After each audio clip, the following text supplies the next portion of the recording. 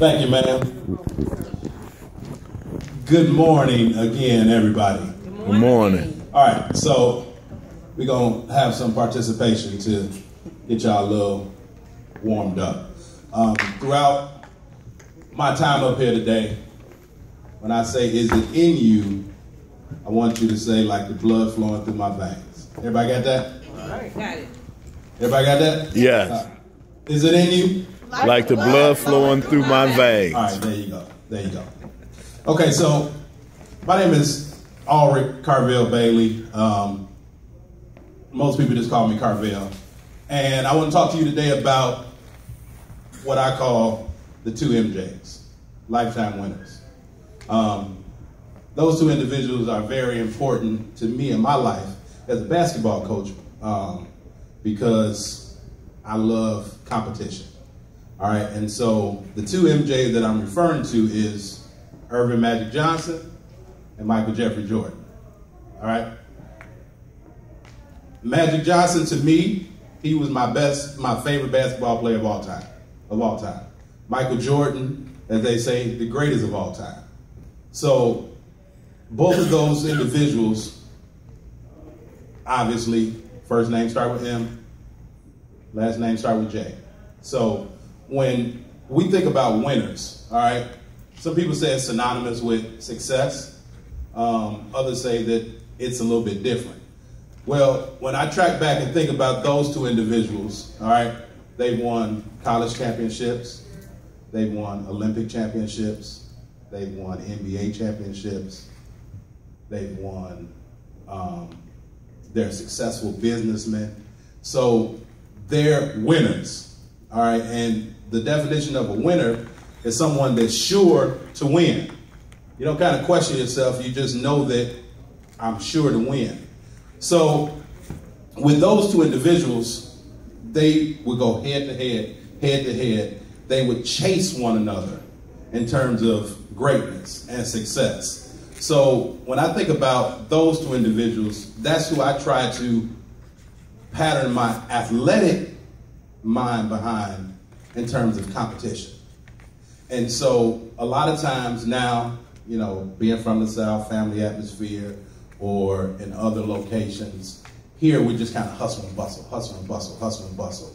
And there is a competition, but I think that we get lost in where the competition is. The competition lies within each and every one of us. I'm not here to compete against you. You're not here to compete against the next person. You're here to compete against yourself. And once you find those things that drive you, and you can reach for them, that determines if you're a winner or not. Because if my goal is to make every SPY meeting for the next 6 months, that's the goal that I've set out. That's between me and me. And if I achieve those things, in my mind and my heart, I've won. And to me, that's success. So a lot of times we have to narrow our vision and have tunnel vision and look in the mirror and say, do I want to be a winner or do I just want to be out here participating? And that was the difference in those two MJs. Those two guys, sweat, blood, tears, passion, pain, even in their business life. They're both NBA owners now. They're both successful businessmen with different ventures. And they've set goals before them to be a winner. They've set goals to push them to that next level of themselves. So we need to find those things within us. What is it that we want to do to make our life better for the short term leading to the long term? And I'm not sure if you all ever followed the Olympics or whatever. Well, you know, back in 1992, way before Cleveland was winning basketball championships.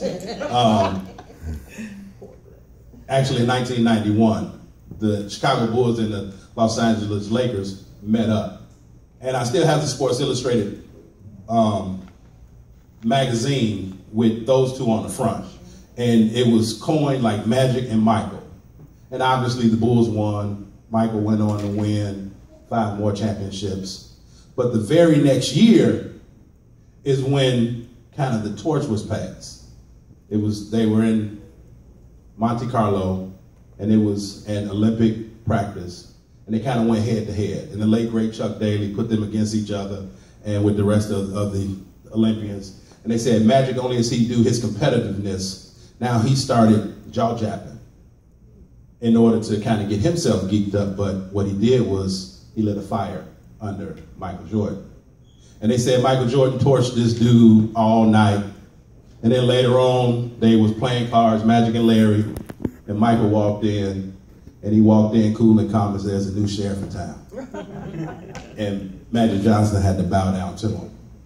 So even though you're in competition with yourself, sometimes you have to look at the haters or the disbelievers or the naysayers, and you have to let that be fuel to your fire to kind of light it up inside of you, to set new goals for yourself and say, this is what I'm achieving to do for me so that I can be a winner. So, is it in you? Like the Blood in my blood. Come on, y'all sleep on me. Y'all sleep on me. Doc, is it in you? There you go. Lastly, before I leave and talk about winners and competition, making those goals within yourself. When I think about MJ, Magic Johnson, Michael Jordan, all right, I'm going to use my urban terminology. What I coined MJ and the difference between good and great is make adjustments.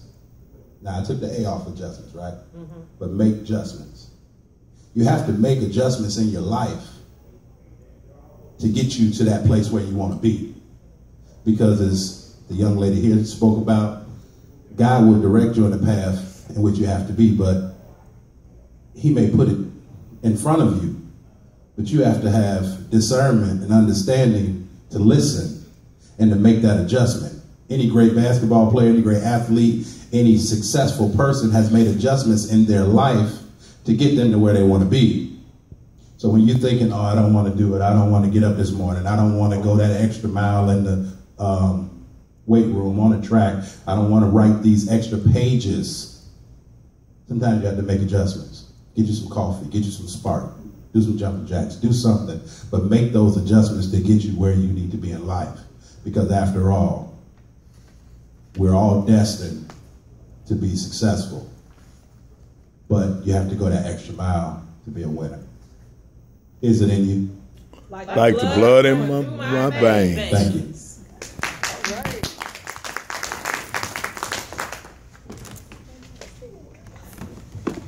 Okay, let's give him one more rousing round of applause. Thank you so much. Now that was pretty cool.